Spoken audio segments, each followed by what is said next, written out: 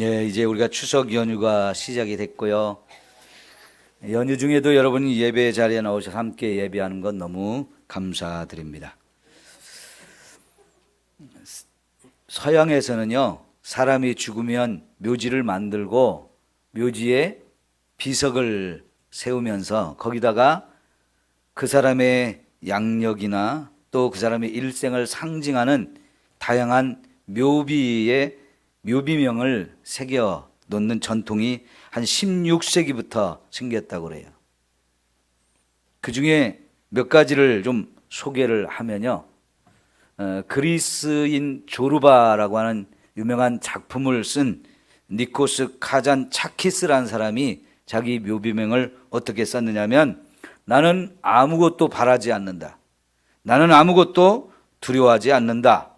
나는 자유다. 이런 말을 써서요, 많은 사람들한테 감동을 주고 또 영향을 끼치기도 했습니다. 에밀리 디킨슨이라는 시인이 있는데 이 사람 묘비명에는 불려갔음 이렇게 썼대요. 간단하지만 보는 사람마다 좀 깜짝 놀랄 만한 그런 표현이죠. 해밍웨이라고 하는 또 미국의 유명한 작가가 있죠. 이 사람은 뭐라고 썼느냐면, 일어나지 못해서 미안하이 이렇게 써놨대요. 오는 사람마다 읽어보면서 웃을 수밖에 없는 그런 묘비명을 썼는데요. 오늘 또 제가 함께 생각해 볼 묘비명이 있는데요. 버나드 쇼라고 하는 사람이 쓴 묘비명입니다. 우물쭈물하다, 내 이럴 줄 알았다. 자기의 죽음을 맞이할 준비를 하나도 못하고 있다가 갑자기 죽음이 오니까 당황하게 된 거지요. 우물쭈물하다가 정말 이럴 줄 알았다는 거지요. 여러분, 죽음이 온다는 걸 알기는 알았는데 대비를 전혀 하지 못했던 거예요. 이 사람만 그랬을까요? 아마 많은 사람들이 사는 것에 바쁘다고, 또 현재 사는 일에 좀 집착하다 보니까 이렇게 자신의 죽음에 대해서 전혀 대비하지 못하고 살다가 어느 날 갑자기 죽음이 찾아오니까요, 당황하고 또 놀라게 되지는 거지요. 그러나 하나님을 믿는 저와 여러분들은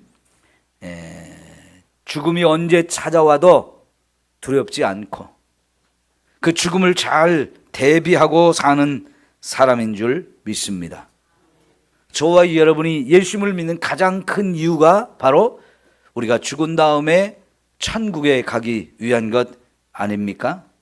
거기서 영원히 살려고 우리는 예수님을 믿는 것이고요, 예수님을 믿으면 죽은 다음에도 천국에 가서 우리가 분명히 영원히 살게 될 줄 믿습니다. 하나님이 보이지 않아서 못 믿겠다 하는 사람들이 있고요, 천국과 지옥이 보이지 않으니까 없다고 주장하며 그까짓 거 나는 아무 상관없다 이렇게 말하는 사람도 있습니다. 그러나 여러분, 세상에 보이는 것만 있나요? 세상에는 보이지 않는 것도 너무나 많고요, 보이지 않는 것이 보이는 것보다 더 중요한 것들이 많아요. 하나님도 보이지 않지만 내가 없다고 해서 없어지는 하나님이 아니에요. 내 눈에는 보이지 않지만 하나님을 믿어보면 하나님이 계신 것을 확실하게 알 수 있습니다. 여러분, 천국과 지옥이 지금 안 보이니까 죽은 다음에 알면 되겠지, 죽은 다음에 확인하면 되지, 이렇게 어리석은 생각을 하면 안 돼요. 분명히 죽어보면 천국이 있는 거 지옥이 있는 거 확실하게 알게 되지만 그때에서는 천국인지 지옥인지 결정할 권한이 없어요. 이 땅에 우리가 사는 동안에 죽음 후에 우리가 천국에 갈 것인지 지옥에 갈 것인지를 준비할 수 있는 것이고요, 그런 사람만이 천국에 가서 영원히 하나님과 함께 살게 되어집니다. 천국은 지금 살아있을 때 준비해야 합니다. 지옥에 한번 가고 나면요, 다시는 거기서 나올 수가 없어요. 거기서는 천국 갈 기회가 조금도 주어지지 않습니다. 그러기에 저와 여러분은 천국이냐 지옥이냐를 이 땅에서 준비해야 하는 거지요. 여러분에게 질문을 할게요. 언제 죽어도 천국 갈 수 있습니까? 그것이 준비가 잘 되어 있어야 하는 거고요. 그것 때문에 우리는 바로 예수님을 믿는 거지요. 천국 갈 준비가 다 됐다. 그거보다 감사한 일이 없어요. 그거보다 더 귀한 일이 없는 거지요. 그러면 여러분이 천국 갈 준비가 되었다고 하면 그 다음에 여러분의 가족은 어떻습니까? 여러분의 가족도 천국 갈 준비가 되어졌습니까? 믿지 않는 우리의 가족들, 지금은 이 땅에서 함께 사랑하면서 산다 할지라도 예수를 믿지 아니하면 지옥에 갈 수밖에 없습니다. 그냥 지옥에 가도록 내버려 둘까요? 왼수 같은 인간인데 그냥 내버려 둬요? 그럴 수는 없죠. 하나님께서는 저와 여러분에게 우리 가족들을 책임지라고 사명을 주셨어요. 이것이 너무너무 중요한 사명이라고 저는 믿습니다. 디모데전서 5장 8절에 이렇게 말씀하십니다. 누구든지 자기 친족, 특히 자기 가족을 돌보지 아니하면 믿음을 배반한 자요, 불신자보다 더 악한 자니라 그랬어요. 누구를 돌보라고요? 내 친족과 내 가족을 돌보지 않는 사람은 믿는다고 하지만 그거는 믿음을 배반한 것과 마찬가지라고 하고요, 그것은 불신자보다 더 악한 모습이라고 말씀을 하십니다. 그러므로 여러분, 저와 여러분이 우리의 가족의 구원을 위해서 최선을 다해야 할 줄 믿습니다. 오늘 우리가 읽었던 사도행전 16장의 말씀 중에서 사도 바울이 한 가장 중요한 말씀, 너무나 유명한 말씀, 주 예수를 믿으라, 그리하면 너와 내 가족이 구원을 받으리라, 너무나 귀한 말씀을 주셨죠. 여러분, 이것이 오늘 저와 여러분에게 주시는 하나님의 말씀으로 받을 수 있기를 축원합니다. 주 예수를 믿어야 합니다. 나도 그렇고 내 가족도 그렇고 주 예수를 믿지 아니하면 천국에 갈 수가 없어요. 천국 가는 유일한 길은 예수를 믿는 것 외에 다른 길이 없는 거지요. 여러분, 이 말을 들었을 때 그날 간수가 바울을 감옥에 갇혀놓고 거기서 그를 지켜야 되는 사명을 가진 간수는 자결을 하려고 그랬어요. 자기가 책임을 진 사람들이 다 도망갔을 거라고 확인도 안 해보고, 물론 옥문이 다 열렸으면 그건 100% 죄수들이 다 도망갔을 거라는 거 뻔한 겁니다. 그러니까 확인할 필요도 없었던 거예요. 그러니까 확인도 안 하고 그저 자결을 하려고 칼을 빼서 이렇게 죽으려고 하는데, 그때 바울이 불렀죠. 멈추시오. 우리는 여기 그대로 있고 아무도 도망가지 않았습니다. 그래서 횃불을 들고 가서 확인해 보니까 정말 아무도 안 도망갔어요. 너무나 이상한 일이죠. 옥문이 다 열리고 죄수들을 묶어있는 이 쇠사슬도 다 풀렸는데 한 사람도 죄수들이 도망가지 않다니 가능한 일이 아니잖아요. 너무나 놀라서 이 간수가 바울과 실라 앞에 무릎을 꿇고 우리가 어떻게 해야 되냐고 했을 때 바울이 주 예수를 믿으라, 그러면 너와 내 집이 구원을 받으리라고 말씀을 했습니다. 그날 이 간수는 바울의 이 짧은 메시지를 듣고 예수를 믿기로 결단을 했습니다. 그리고 오늘 말씀이 어떻게 끝나고 있습니까? 자, 여러분, 이 33절 34절을 보십시다. 그 밤 그 시각에 간수가 그들을 데려다가 그 맞은 자리를 씻어주고 자기와 그 온 가족이 다 세례를 받았습니다. 그들을 데리고 자기 집에 올라가서 음식을 차려주고 그의 온 집안이 하나님을 믿음으로 크게 기뻐하니라 했습니다. 여러분, 바울이 던진 이 짧은 메시지인데도 불구하고 죽을 뻔했던 이 사람, 그리고 그가 죽고 나면 그 가족도 어떻게 되겠습니까? 모두가 슬픔과 고통을 느끼게 되고요, 이제 직장도 잃어버리고요, 먹고 사는 일도 정말 힘들 것입니다. 그런데 그들이 다 예수를 믿음으로 간수와 그의 가족 전부가 행복을 누리게 되어지는 줄 믿습니다. 온 가족이 함께 크게 기뻐했다고 그러죠. 구원을 받았기 때문입니다. 이것이 단순히 죽을 사람이 살아나는 것만을 말하는 게 아니죠. 예수를 믿으면 그들이 전부 천국에 갈 수 있는 놀라운 은혜와 축복을 주신 것입니다.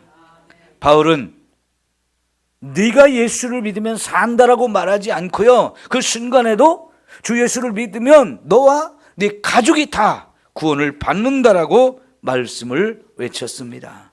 여러분, 그 가족 전체가 구원받기를 바울이 얼마나 소원했는지를 우리가 알 수 있는 말씀이에요. 사랑하는 성도 여러분, 우리가 이제 구원데이를 시작을 했잖아요. 우리 옆에 보시면 전도하여 한 영혼을 살립시다 했는데, 우리가 전도할 대상 중에 가장 시급한 사람이 누구겠어요? 저와 여러분의 가족입니다.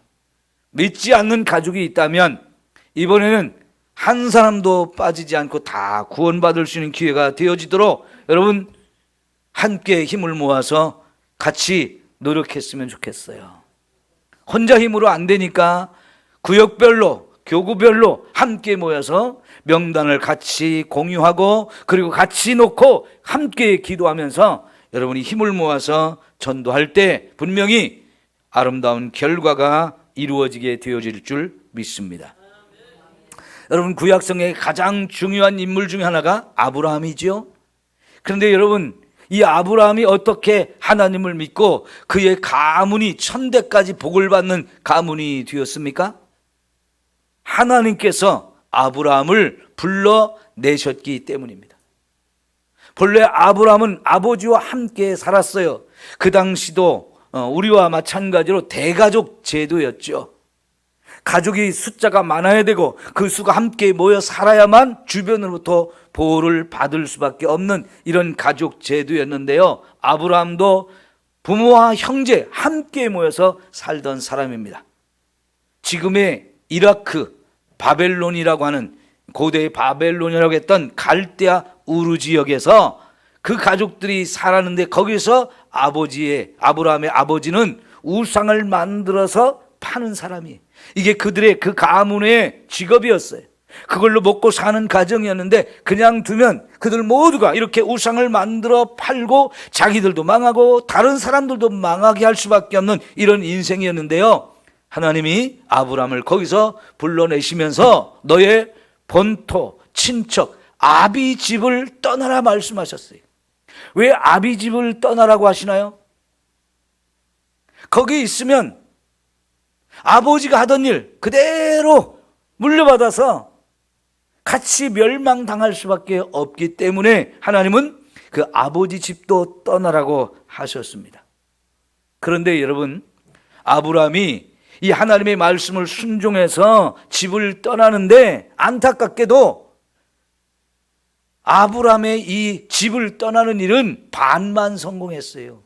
하나님은 본토, 친척, 아비 집을 떠나라고 그랬는데 아버지와 형제들이 나도 같이 갈래 하고 함께 따라 나선 거거든요. 그래서 결국은 아버지와 형제들까지 다 데리고 고향, 본토를 떠나기는 했습니다. 그래서 하나님이 약속하신 가나안 땅으로 가던 중에 아버지가 발목을 또 잡아요. 중간쯤 왔을 때 하란이라는 곳에서, 야, 여기서 더 갔다가는 우리 위험하다, 그러니까 우리 여기서 머물자 해가지고 결국은 가나안 땅까지 들어가지 못하고 하란이라는 곳에 머물게 됩니다. 아브라함 거기서 가나안 땅까지 가고 싶었지만은 아버지와 형제들 때문에 발목이 잡힌 거예요. 그래서 결국 아버지가 돌아가실 때까지 기다려야만 했고요, 아버지가 돌아가시자 다시 한번 하나님이 아브라함을 찾아오셔서 이제 떠나라, 네가 가야 될 곳은 여기가 아니고 가나안 땅이다 라고 하셔서 결국은 그곳을 떠나서 가나안 땅으로 오게 되는데, 그때의 나이가 75세지요. 여러분, 이제 가나안 땅에 들어갔을 때부터 하나님이 주신 축복의 약속이 뭡니까? 이 땅을 너와 내 후손에게 줄 거다. 그리고 내 후손은 하늘의 별과 같이 많게 할 거다. 너는 복의 근원이 될 것이고 천하 만민이 너로 말미암아 복을 받게 될 것이다. 이 기가 막힌 축복을 주셨죠. 이런 축복을 받을 수 있었던 것, 결국은 하나님의 계획이 임한 것이고요. 그 하나님의 계획을 붙들고 아브라함이 순종했기에 이런 놀라운 은혜가 이루어졌는데, 여러분, 가나안 땅에 가서 그 이후에 아브라함과 그의 후손의 삶이 어찌 되었습니까? 하나님이 약속한 것이 다 이루어져서요, 정말 천대까지 복을 받는 아름다운 가문이 된 것을 우리가 확인해 볼 수 있어요. 성도 여러분, 저와 여러분이 하나님의 말씀에 순종하고 예수 그리스도를 믿기만 하면 이와 같은 은혜와 축복을 우리도 얼마든지 받을 수 있음을 믿습니다. 말씀드린 대로 아브라함도 그거 한 번에 이루어진 게 아니에요. 그 약속이 성취되어지기까지 발목을 잡는 가족들, 부모 때문에 힘든 과정을 겪었지만 결국은 그것도 다 끊어버리고 하나님이 약속한 땅에 갈 수 있었고요. 하나님이 약속한 것이 시간이 지나면서 하나씩 하나씩 성취되어지면서 마침내 그와 같은 축복을 누리게 되었는데, 여러분, 마태복음 1장 1절이 바로 그것을 우리에게 가르쳐주고 있어요. 마태복음 1장 1절에 아브라함과 다윗의 후손 예수 그리스도의 세계다, 이렇게 신약 성경이 시작하지요. 아브라함으로부터 시작된 이 가정의 축복이 다윗까지 이어졌고, 또 다윗으로부터 예수님까지 이어지는 이 엄청난 세대를 흘러가면서 주어지는 이 축복의 역사, 그들을 통해서 온 세상 모든 민족이 복을 받고 구원을 받는 이 일이 이 아브라함 때부터 시작이 돼가지고 이 땅에 성취된 거고요. 그 은혜로 인해서 저와 여러분까지 이런 구원의 은혜 함께 누리고 있는 줄 믿습니다. 저와 여러분의 가족을 구원하는 일도 한 번에 쉽게 이루어지지 않을 수 있어요. 지금까지 여러분이 많이 노력을 했는데도 안 됐을 수도 있습니다. 그러나 여러분, 그렇다고 해서 저와 여러분, 우리 가족의 구원을 포기할 수 있나요? 예? 포기란 말은요, 배추 셀 때만 쓰시면 돼요. 우리 가족의 구원에 있어서는 절대로 포기란 말을 쓰면 안 됩니다. 우리 복음서에서 수로보니게 여인이라고 나오지요. 그 여인에게는 딸이 하나 있는데 이 딸이 흉악한 귀신에 들렸어요. 어디를 가도 그 귀신을 쫓아내지 못하고 이 딸이 제대로 살 수 없어요.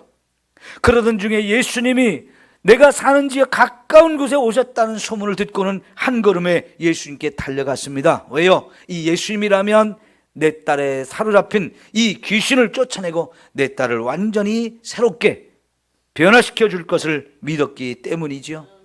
그런데 여러분, 그런 믿음을 가지고 예수님을 찾아갔는데 예수님은 이 여인을 어떻게 취급했습니까? 개 취급을 했죠. 그래도 이 여인은 포기하지 않았습니다. 맞습니다. 개들도 주인의 상에서 떨어지는 부스러기를 먹지 않습니까? 제가 개를 취급을 받아도 저는 상관없습니다. 다만 그 상에서 떨어지는 부스러기만이라도 좀 주시어서 내 딸 좀 살려주십시오, 간절히 애원했을 때 예수님은요, 그 여인이 믿음이 얼마나 큰지를 확인하셨어요. 그 여인의 믿음이 정말 큰 믿음이라는 것을 주변에 있는 사람들에게 보여주기 위해서 예수님은 의도적으로 개 취급을 했던 거지요. 그러나 그 여인은 그런 것 상관하지 않고 오직 내 딸을 살려야 되겠다는 것, 내 사랑하는 딸을 구원해야 되겠다는 이 믿음 하나 가지고 예수님께 매달리고 간구했던 거지요. 어찌 됐습니까? 이 여인의 믿음대로 예수님 바로 그 자리에서 딸에 붙어있는 귀신을 쫓아내 주셨어요. 귀신이 들려서 형편없는 딸, 어쩌면요 세상에서는 고칠 수 없는 상황으로 느껴졌을 거예요. 그런데 예수님께 가면 해결될 것이라는 이 믿음을 가지고 갔는데 진짜 예수님을 통해서 간단하게 너무나 쉽게 해결이 되지 않았습니까? 그때부터 그 가정에 근심과 걱정이 사라졌을 거예요. 웃으면서 행복하게 살 수 있는 가정이 될 수 있었을 거예요. 이것이 누구 때문에 되어진 겁니까? 위대한 어머니 때문에 된 거예요. 여러분의 자녀들 중에 여러분이 포기하고 싶은 사람이 있어요? 아무리 속을 썩여도, 아무리 못났어도, 우리 가문을 부끄럽게 하는 그런 자식이라 할지라도 포기할 수 있습니까? 우리 가족이기 때문에 포기할 수가 없는 거예요. 마가복음 9장에 보면 또 한 명의 위대한 아버지 이야기가 나오는데요. 그 아버지에게는 흉악한 귀신 들린 아들이 있었어요. 그 아들은 어떤 때는 불 속에 뛰어들기도 합니다. 어떤 때는 물 속에 뛰어들기도 합니다. 왜 그래요? 귀신이 그를 죽이려고 하기 때문에요. 거기다 또 병이 들었어요. 아무 데서나 갑자기 쓰러지면서 입에서 거품을 내뿜으면서 온몸에 경련을 일으키다가 멈춰지면 툭툭 털고 이러는데 자기에게 무슨 일이 있었는지조차도 몰라요. 사람이 많아도 그런 일이 벌어지면 손을 쓸 수가 없잖아요. 너무나 절망적인 상황인데 이 아버지도 아들을 데리고 예수님을 찾아왔습니다. 그리고 예수님께서 간단하게 너무나 쉽게 그 귀신을 쫓아내 주심으로 그의 몸속에는 병도 다 치유됐고, 그래서 그가 이제 아들을 데리고 돌아갔습니다. 왜요? 구원받았기 때문이지요. 여러분, 아버지라면 자식을 이렇게 사랑할 수밖에 없는 거잖아요. 내 자식을 보면서 이 마음이 얼마나 찢어지게 아픈 거예요. 포기할 수 없잖아요. 가족은 그런 겁니다. 그렇기 때문에 여러분, 오늘 저와 여러분의 가족의 구원을 위해서 우리가 최선을 다하지 않으면 안 되는 줄 믿습니다. 지금 내 가족 중에 예수님을 믿지 않는데 그 마음이 완악하든 고집이 세든 미련하든 어리석든 그것이 문제가 될 수가 없어요. 그건 세상 사람들이 망난이라고,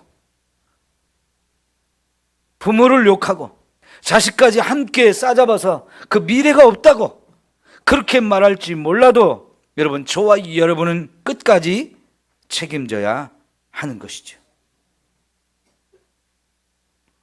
단순히 귀신을 쫓아내고 질병을 치유하는 것만이 문제가 아닙니다. 그들은 예수님을 믿었기에 이제 함께 천국에 가서 영원히 살 수 있는 놀라운 은혜를 받을 수 있는 거예요. 여러분, 창세기의 마지막 부분에 보면 요셉이라는 인물이 나오지요. 그가 형제들의 미움을 받았어요. 형제들이 시기 질투했어요. 아버지가 그를 편애했기 때문이라는 거죠. 근데요, 잘 읽어보면 아버지의 편애는 이유가 있어요. 그 자식이 정말 믿음이 좋아요. 아버지의 마음도 기쁘게 하는 자식이고 하나님의 마음도 기쁘게 하는 그런 자녀예요. 그러니까 11명의 자녀가 있어도 그 자식이 더 특별히 사랑스러웠던 거죠. 그래서 좀 더 다른 형제들보다 더 좋은 옷을 입혀주기는 했지만, 그렇다고 여러분, 그런 편애가 형제들의 마음속에 정말 이놈은 죽여야 되겠다, 이놈은 없어졌으면 좋겠다, 그런 마음이 들 수는 있지만 그걸 실제로 실행에 옮기는 그런 가족이라면 참 너무나 안타까운 가족이죠. 비정상적인 가족의 모습이지요. 그래서 형들에 의해서 죽임을 당할 뻔했고요. 그래도 또 형제 중에 안타깝게 여긴 형제가 죽이지 않고 그냥 팔자 해서 애굽의 종으로 팔려갔습니다. 그때 요셉의 나이가 한 15에서 17 정도밖에 되지 않은 청소년기예요. 다른 나라에 종으로 팔려가서 정말 힘들고 고통스러운 시간을 보냈지만 여러분, 창세기의 말씀은 그런 가운데서도 요셉이 어떻게 살았다는 거예요? 하나님과 동행했다고 그랬어요. 하나님은 그를 너무나 혹독한 환경 속에 집어넣어서 훈련을 하셨고, 그 훈련을 잘 받았기에 하나님은 그를 애굽의 최고의 자리로 올려주셨죠. 부귀와 영화를 다 누리게 해주셨습니다. 그런데 요셉은요, 하나님께서 왜 자기에게 이렇게 부귀 영화를 주셨는지를 너무나 분명 확실하게 알았습니다. 온 땅에 흉년이 들어서 죽어가는 판에 요셉을 통해서 모든 그 사람들을 다 먹일 수 있는 창고를 짓고 거기에 가득가득 그들을 먹일 수 있는 양식을 준비하게 하셨어요. 그보다 더 중요한 것은 가나안 땅에 살고 있는 아버지와 내 형제들이었거든요.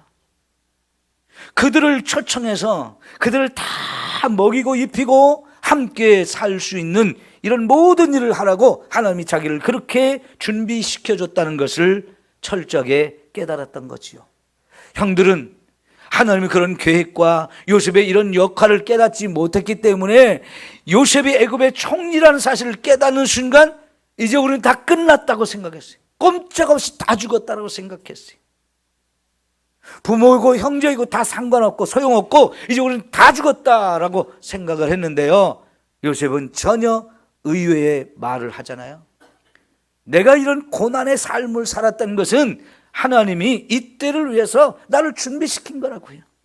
당신들을 살리기 위해서, 우리 가족을 살리기 위해서 나를 이렇게 준비한 것이라고 하면서 나는 원수 갚을 계획도 없고 그런 생각도 없고 마음도 없다고 하면서 그게 아니고 나는 여러분을 다 책임지겠습니다. 여러분의 삶을 다 내가 내 손에 내 목숨까지 쥐고 있지만은 나는 여러분을 살리기를 원합니다 하면서 가나안 땅에 있는 부모 형제 다 데리고 오라고 해요. 죽을 때까지 끝까지 책임을 지면서 자기 가족들이 하나님이 계획한 모든 것을 이룰 수 있는 이런 믿음의 가문이 되게 하는 역할을 하지 않습니까?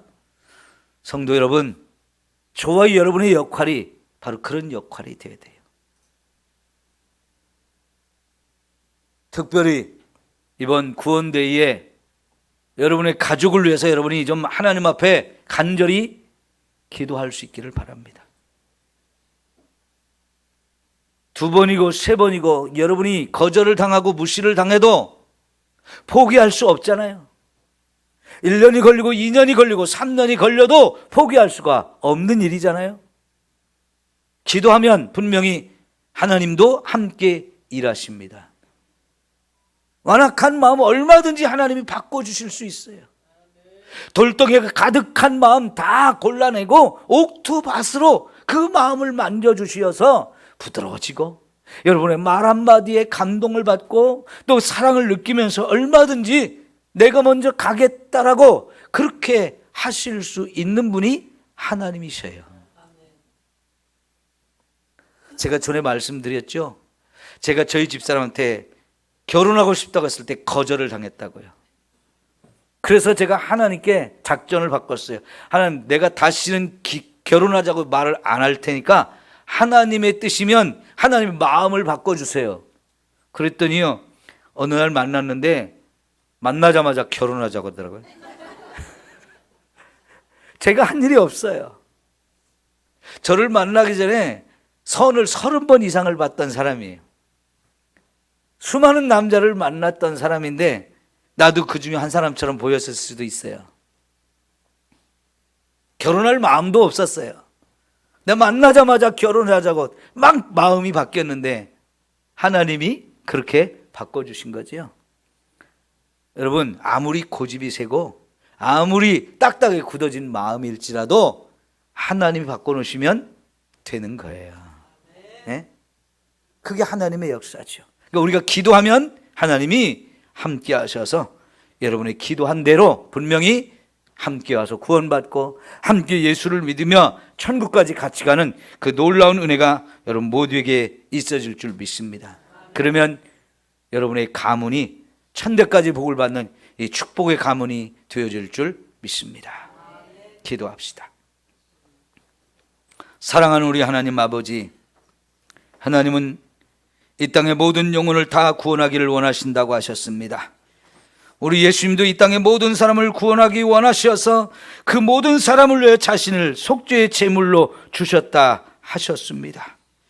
죽을 수밖에 없는 나를 찾아와 주시고 복음을 들려주시고 완악한 나를 깨우쳐서 예수님을 믿어 구원받게 하셨으니 얼마나 감사한지요. 그러나 하나님, 내 사랑하는 가족들 중에 아직도 이 예수님을 믿지 못하고 이 예수님께 돌아오지 못한 영혼이 있습니다. 그냥 두면 그들이 지옥의 멸망을 당할 수밖에 없는데, 하나님, 너무나 안타까운 마음으로 그들의 구원을 위하여 이제 우리 성도들이 기도합니다. 주여, 저들의 기도를 들으시옵소서.